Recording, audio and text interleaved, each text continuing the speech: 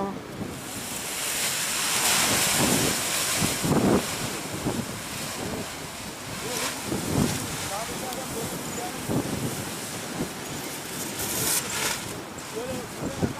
Devam et, devam.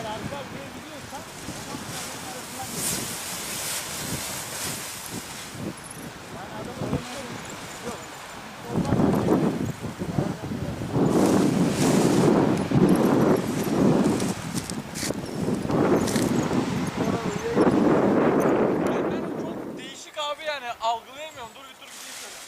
Hadi sen beceremiyorsun, bahane uydurma. Yoğurdu az yemişsin yoğurdu.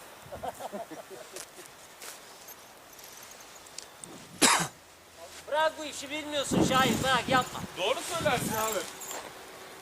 Baksana frenler nerede? Dola, eline dola. Bir saat takılma aman abi. Tamam.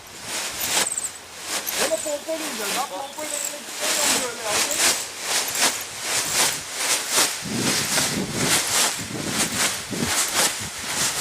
Helikopter yok, helikopter.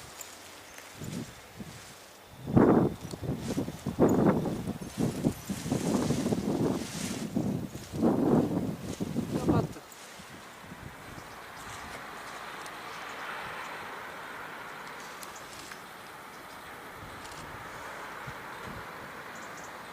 Binebilmek için, alçalmak için.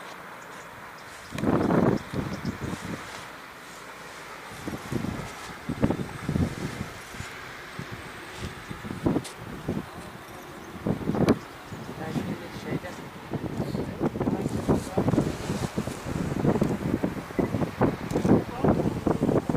Kulaklı yakan yapıyor.